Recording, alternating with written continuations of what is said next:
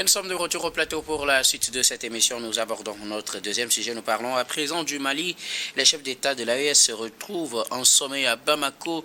La capitale malienne accueille ce 22 et 23 décembre le deuxième sommet des chefs d'État de la Confédération des États du Sahel, AES, créée en juillet 2024. Il s'agit du premier sommet après celui du lancement officiel de cette confédération. Il sera donc essentiellement question de faire le point des avancées après un an de parcours. Sommet qui permet de faire le point, comme je le disais, sur le plan militaire, le plan sécuritaire, mais aussi les questions de développement dans les trois pays et aussi les questions transversales qui obligent les trois pays à se retrouver, surtout au niveau des sommets, pour parler et discuter et définir ensemble la voie à suivre. Nous en parlons avec nos invités. Je commence par vous, Gabin Adjao.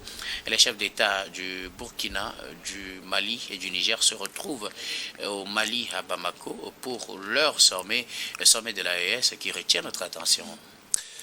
Ah oui, en sortant de la CEDEAO, et puis après la déclaration de janvier 2024, où ils avaient dit que c'est un chemin de non-retour.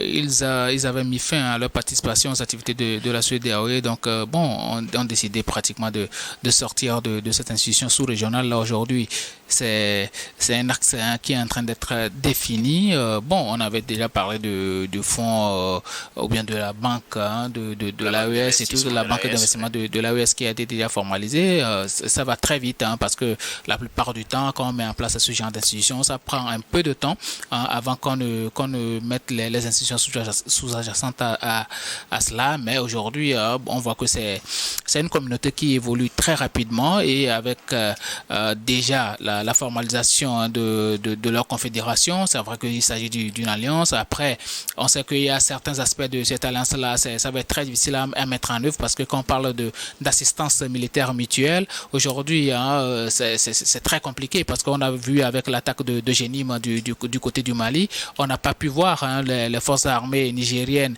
et burkinabé intervenir pour secourir le Mali. C'est le Mali seul qui a bataillé dur pour pouvoir s'en sortir. Ce n'est pas la faute au Burkina et au Niger, mais c'est beaucoup plus lié au fait que chacun avec ses problèmes et il va falloir aller beaucoup plus dans un réalisme donné. Je pense que ces pays-là, ils veulent bien faire les choses, tout ce qu'ils reprochaient à la CEDEAO, ils veulent arriver à le faire de l'autre côté de l'AES. C'est de très bonnes intentions et ce genre de rencontre tente à formaliser aussi bien politiquement qu'économiquement l'AES et surtout à forger une entité assez forte. Je pense que c'est déjà une très bonne chose. Maintenant, est-ce que les trois pays, moi c'est ce qui relève beaucoup plus mon attention aujourd'hui, les trois pays aujourd'hui fragilisés par le terrorisme, ils arrivent à faire ce qu'ils peuvent faire, mais quels seront leurs rapports avec la CEDEAO? Parce que c'est vrai que c'est une entité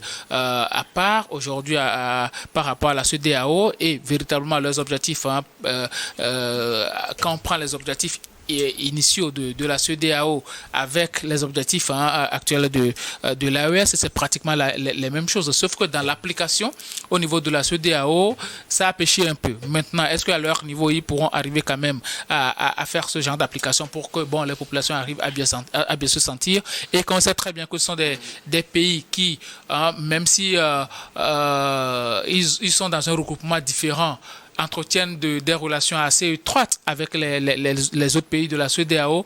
Quels seront véritablement les canaux de discussion pour qu'on arrive à avoir un espace géographique assez fluide pour les populations, aussi bien dans l'exercice de leurs activités commerciales que dans les histoires d'intégrité ou bien d'intégration entre les populations. Moi, c'est ce qui me pose problème aujourd'hui. Donc, il va falloir se rencontrer à chaque moment et puis discuter de ce genre de problèmes parce que ce sont des pays qui et traitent beaucoup plus avec les pays côtiers par rapport à leurs activités commerciales, par rapport à tout ce qui est lié. Et aussi, dans la lutte contre le terrorisme aujourd'hui, on ne peut pas faire sans les autres pays de la CEDEAO. Il faut être véridique, il faut être assez cash et savoir que cette lutte-là doit être menée en connivence avec les autres pays de la CEDEAO, puisque eux aussi, ces pays de la CEDEAO-là, subissent la même chose comme les pays de l'AES. Donc, n'est-ce pas tout cela qui rend aussi nécessaire ce genre de sommet pour permettre aux chefs d'État de réfléchir sur ce qu'on a fait et ce qu'on doit faire? Oui, c'est en cela que c'est très important. C'est en cela que c'est très important. Mais jusque-là, du côté de l'AES, à part la déclaration liée au fait que, bon, les citoyens de la CEDEAO peuvent venir dans les pays de l'AES sans aucun problème. À part cette déclaration-là, on n'a pas vu de véritable volonté de rentrer en discussion avec la CEDEAO pour essayer de créer quand même de bonnes relations entre ces pays-là et les pays de l'AES, en dehors des relations bilatérales qu'ils ces pays, ben on ne voit pas des relations entre les entités, c'est-à-dire l'entité AES et l'entité CEDEAO. C'est comme si, bon, ils se regardent à chaîne de faïence, qui va faire le premier pas, qui va essayer de donner, ou bien de prendre langue à premier avec l'autre entité. C'est ce qui pose problème aujourd'hui. Or, nous savons très bien qu'au niveau sécuritaire, nous faisons tous le même combat. Quand nous prenons le Togo, le Bénin, le Nigeria, pratiquement tous les pays de l'Afrique de l'Ouest, mais pas avec les mêmes partenaires. C'est ça, c'est le problème aujourd'hui. Parce que, bon, il y a certains qui sont restés avec la France, avec les États-Unis, avec l'Allemagne, mais au même moment, dans les pays de l'AES, ils ont rompu ces relations-là avec la France, avec les États-Unis, avec l'Allemagne. Donc aujourd'hui, les relations de ces pays-là, c'est beaucoup plus lié avec la Chine, la Turquie, l'Inde et tout ça.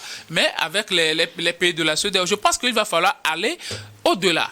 Parce que autant bien vous avez la possibilité de nouer votre relation avec la Russie et autres, mais les autres aussi, eux aussi, ils ont la possibilité de nouer leur relation avec d'autres puissances. Mais au-delà de cela, il faut voir les intérêts supérieurs, non seulement des pays, mais aussi et surtout de la communauté ouest-africaine, de l'espace géographique ouest-africain. C'est ça qui est très important aujourd'hui. Donc s'ils arrivent à surpasser, à aller au-delà quand même de ces considérations, je pense qu'on pourra arriver à trouver de la quiétude dans l'espace géographique de l'Afrique de l'Ouest. C'est ce qui doit compter véritablement. Merci beaucoup à vous, Gabin Adjaro, Esaïe Edo, Assimi Goïta, Abdourahmane Tiani et Traoré, le capitaine Traoré se retrouve à Bamako pour parler lors de ce sommet des questions de défense, de sécurité, de diplomatie, d'intégration, de développement et aussi d'autres questions transversales qui unissent ces trois pays qui se retrouvent aujourd'hui dans l'AES. C'est le deuxième sommet des chefs d'État de l'organisation.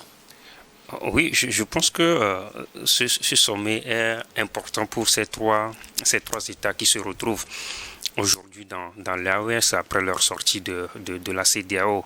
Très important dans la mesure où, après une année d'activité sous justement cette organisation qui est l'AES, il est important de se retrouver pour se poser les questions, qu'est-ce qui a été fait, qu'est-ce qui n'a pas été fait. Et je pense que c'est sur le plan politique surtout qu'on peut parler de rupture entre l'AES et la CEDEAO.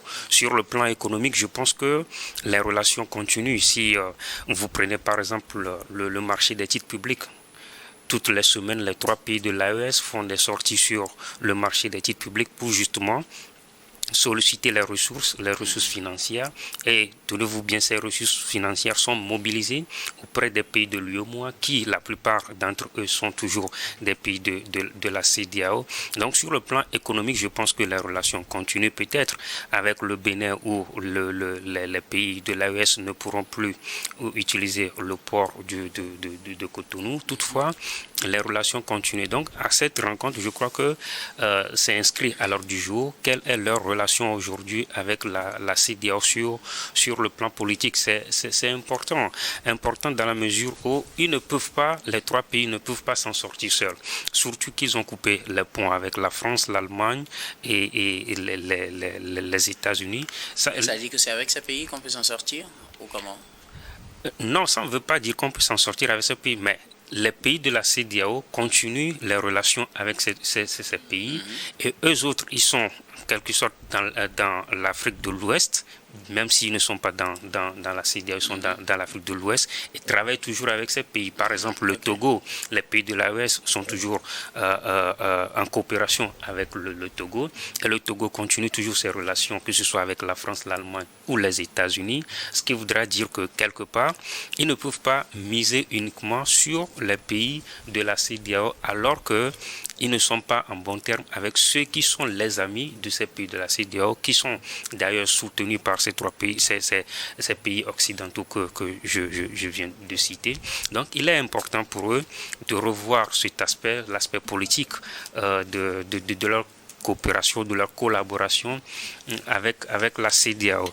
Et donc les trois pays, je le disais, sur le plan militaire maintenant, vous savez que les trois pays sont également sortis du G5 Sahel, alors que le G5 Sahel était mis en place justement pour faire face au terrorisme. Or, nous savons tous que les trois pays à eux seuls ne peuvent pas faire face à cette menace terroriste. D'ailleurs, nous voyons ce qui se passe actuellement depuis la rupture de coopération ou de relations avec la France, par exemple. Le Mali, à lui seul, n'a pas encore réussi à mettre fin à cette menace terroriste. Et même si nous savons que la Russie, le Mali est soutenu par la Russie, là encore, ils ne sont pas encore arrivés. Pareil pour les deux autres pays de l'AES. Donc il est important de revoir leur collaboration avec les pays de la CEDEAO. Et nous le savons aussi que au sein de la CEDEAO, si nous prenons le cas du Togo ou encore du Bénin, c'est aussi des pays qui sont menacés par des groupes terroristes, qui voudra dire qu'ils sont dans l'obligation justement de collaborer avec ces pays-là. On sait que l'AES n'est pas en bon terme avec le Bénin, peut-être avec le Togo, mais pas avec le Bénin. Mais il est important que ce soit le cas avec le Bénin et bien évidemment avec le Nigeria, sans oublier la Côte d'Ivoire, avec qui il y a eu pendant une longue période un bras de fer. Et donc il est important qu'au cours de cette rencontre, de ce sommet, que ces chefs d'État puissent véritablement penser à cet aspect-là, parce qu'au-delà de tout, il y a la population qui paie le prix, parce que vous savez, il y a des réalités, quand vous échangez avec les citoyens de ces pays, il y a des réalités qui ne se disent pas sur les médias, et donc il est important quand même qu'à cette rencontre, que l'on puisse discuter de ces aspects. Pourquoi ne pas revenir avec la CEDEAO? C'est vrai, retourner dans la CEDEAO, ce n'est pas évident à l'heure où nous parlons, mais il est quand même fondamental de trouver les moyens, les pistes pour maintenir une collaboration avec la CEDEAO, pour faire face aux défis qui sont justement communs à tous ces États, que ce soit ceux de l'AES ou encore de la CEDEAO. Mais la bonne nouvelle, comme je le disais au début de mon développement, c'est que sur le plan économique, ils continuent toujours les relations. Et s'ils s'entendent sur le plan économique, ce qui voudra dire qu'il y a possibilité de s'entendre également sur les autres plans, bien évidemment. Merci beaucoup à vous. Alors, je reviens à vous, Gabin Adjao. Le sommet, comme je le disais, permet de faire le point sur un an de parcours après le dernier sommet de 2024. Que retenez-vous après un an, après juillet 2024, que retenez-vous du parcours de ces trois pays au plan militaire, au plan sécuritaire, au plan diplomatique, au plan économique, au plan de l'intégration sous-régionale et surtout le plan d'ailleurs? Comment analysez-vous la situation de l'AES de façon générale? Peut-être vous pourrez vous baser sur le cas de certains pays membres de l'AES par rapport à l'époque où ces pays étaient membres de la CEDEAO. Bon, on peut dire que bon, il y a eu de l'évolution. Il y a eu une certaine évolution après un an de parcours ensemble entre les trois pays. Ils ont essayé de mutualiser leurs forces au niveau politique. Premièrement, il y a une confédération qui a été créée, même si bon, dans l'application ça pose toujours problème. Mais il faut attendre quand on met de ce genre de choses en place. Il faut attendre une certaine période avant de voir véritablement les fruits de ces œuvres. Donc on peut dire que au niveau des idéaux, c'est c'est quand même assez important de signifier que bon, ce sont des pays qui ont fait des pas assez significatifs, même si on peut noter une certaine rupture brutale avec les autres pays de la CEDEAO, c'est vrai. Esaïe vient de le dire par rapport aux relations maintenues avec les pays de la CEDEAO, mais ce sont des relations bilatérales qui ont été maintenues.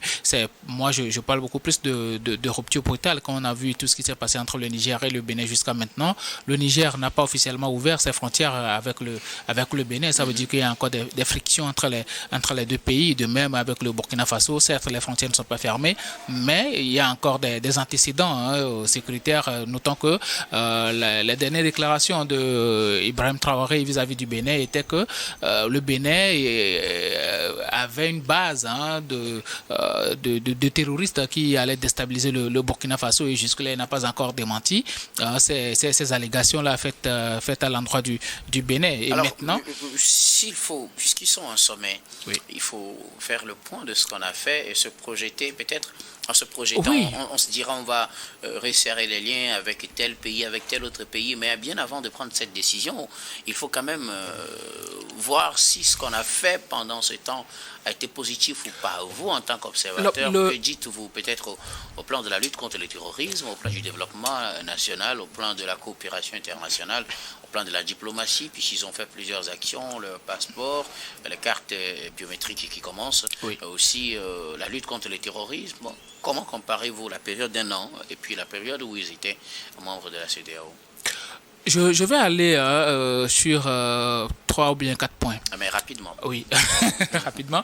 Quand nous prenons par rapport à l'aspect diplomatique, on a vu qu'une rupture de ces pays-là avec les Occidentaux, si on peut le dire ainsi, avec les Occidentaux, ils se sont beaucoup plus rapprochés aujourd'hui de la Russie et ont accru leur relation commerciale avec la Chine, l'Inde et puis la Turquie. Et donc aujourd'hui, les rapports avec la France, l'Allemagne, les États-Unis sont des rapports complètement, on peut dire, subsidiairement rompus. Et donc, c'est ça même qui marque une grande différence avec les pays de la CEDEAO. Maintenant, par rapport à la sécurité, vous savez que ces dirigeants-là, ils étaient venus au pouvoir parce qu'il y avait une insécurité qui prévalait. Il urgeait de lutter contre le terrorisme. Mais sur le terrain, aujourd'hui, on constate véritablement qu'il y a des efforts qui ont été faits. Quand nous prenons au niveau de l'acquisition de matériel de guerre, à chaque moment, on voit le Burkina qui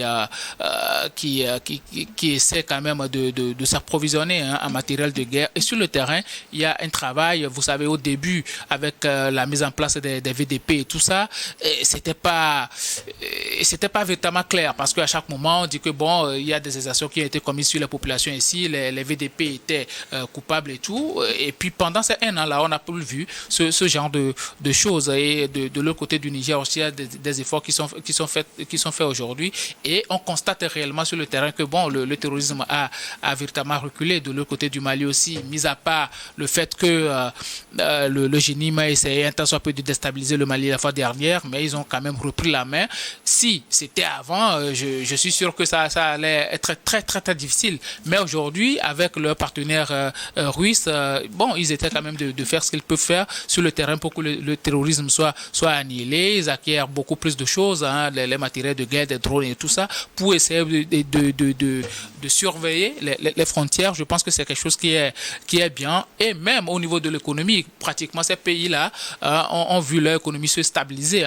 Pour des pays qui sont en guerre contre le terrorisme, leur économie stabilisée, même au niveau des productions, on voit que ça a pris quand même de l'ampleur, ça a augmenté un peu. Ça veut dire qu'il y a du travail qui est fait sur le terrain, malgré les difficultés sécuritaires que ces pays-là sont en train de traverser. Ils sont dans une certaine stabilité politique aujourd'hui. On voit que les dirigeants sont au pouvoir pour 5 ans à venir, et certains n'ont même pas encore déterminé si après les 5 ans il y aura des élections présidentielles ou pas. Donc les populations ont adhéré à cette idéologie-là et sont dans une certaine stabilité politique, ce qui permet aux populations aujourd'hui de travailler. Et par rapport à la diversification des relations, on voit véritablement, surtout du côté du Niger, avec Orano, tout ce qui s'est passé, la nationalisation de certaines industries et tout. Donc ça apporte beaucoup plus à l'économie aujourd'hui, et surtout au niveau de la redistribution, on voit que clairement, il y a des points névralgiques de l'économie de ces pays-là qui sont touchés. Quand on prend ces pays, il y a des éléments très positifs. Il y a des éléments très positifs. Et encore bien sûr, quand nous prenons juste sur le coût du gaz butane, ces pays-là, ils ont réduit drastiquement le coût de leur gaz butane, et certains denrées alimentaires aussi, ils ont réduit ces coûts-là. Et même Ibrahim Traoré, il a refusé l'exportation de certains produits vivriers vers d'autres pays. Ça veut dire qu'ils veulent alimenter la consommation locale avant de penser à autre chose. Donc, je pense que ce sont de très bonnes décisions qui sont prises. Il y a eu un grand pas quand même dans l'évolution de l'AES après un an de gestion. Après un an de gestion, que retient-on de la formalisation de cette confédération entre Tchani, Traoré et Goïta?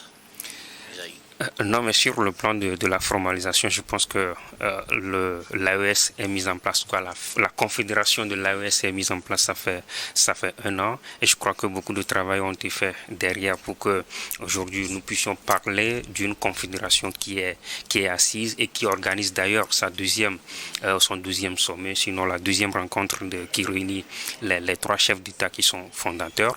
Maintenant, en termes de bilan, sur le plan économique, je l'ai dit tout à l'heure, que les relations sont toujours maintenues, en tout cas peut-être de façon bilatérale avec les pays de la CEDEAO, et ça contribue quand même à maintenir en quelque sorte la stabilité de ces pays. Mais au-delà de cela, que ce soit les annonces ou les quelques actions qui ont été déjà posées sur le plan économique, je pense que ce serait trop tôt de dresser un bilan de ces actions-là, parce que vous savez, sur le plan économique, il faut quand même donner en tout cas un temps nécessaire pour passer au bilan. Donc, un an après, j'estime qu'il est trop tôt de dresser le bilan, mais tout ce qu'on peut saluer, ce sont les annonces qui ont été faites et les quelques actions qui ont été posées individuellement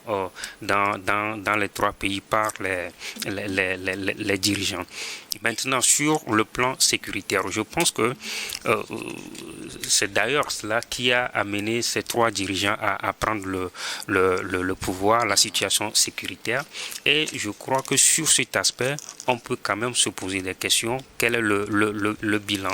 Et un an après, je pense que les trois États, de façon, dans une synergie, n'ont pas encore posé de véritables actions sécuritaires. C'est plus individuel. Mais on ne va pas leur reprocher cela, parce que la force de l'AES a été mise en place. Cela n'a pas encore duré. Donc on ne va pas quand même leur tenir rigueur sur cet aspect. Mais de façon individuelle, dans chaque pays, on peut dire qu'il y a eu quand même, en tout cas, des avancées comparativement à l'époque où ils étaient encore en collaboration avec la France, par exemple, qui les soutenait, a fait face au terrorisme. Les attaques ont diminué, en tout cas ces derniers mois, les attaques ont diminué. On peut mettre cela à l'actif de ces dirigeants, comme quoi ils ont évolué sur le plan sécuritaire. Maintenant, sur le plan politique. Sur le plan politique, je crois qu'il y a beaucoup à dire. D'ailleurs, je parlerai d'un recul, parce que vous savez, par exemple, au Mali, il y a eu entre-temps cette dissolution des partis politiques. Donc, c'est déjà un recul. Si nous allons au Niger, pareil d'ailleurs pour le Mali, où le président de la transition à 5 ans va continuer ses activités pendant 5 ans, sans que ce ne soit quelque chose qui soit sans que ce ne soit par la voie populaire que cette décision a été prise, c'est-à-dire il n'y a pas eu d'élection qui donne cette possibilité ou cette ouverture à ces présidents de diriger le pays encore 5 ans. Donc sur le plan politique et démocratique, on peut parler de recul, mais il faut quand même noter que ces dirigeants, quand ils sont arrivés au pouvoir, quand ils ont pris le pouvoir, l'objectif pour eux, c'est de ramener la sécurité, d'asseoir une stabilité sécuritaire dans le pays. C'est ce qui fait que j'estime que sur le plan politique, on ne va pas peut-être leur tenir rigueur, mais il est quand même important qu'il y ait des acteurs politiques qui contrôlent ou qui donnent également leur point de vue sur la gestion du pays. Je pense qu'aujourd'hui, cela manque véritablement dans ces pays de l'AES. Mais ce qui est important, c'est la sécurité. En tout cas, pour eux, c'est ce qu'eux-mêmes ils disent. Ce qui est important, c'est qu'il y ait la sécurité. Je pense, je le dis, il y a quand même des évolutions sur cet aspect-là. Merci beaucoup à vous tous pour vos contributions. Nous allons marquer la pause pour le journal, puis on reviendra tout à l'heure pour la suite de cette émission.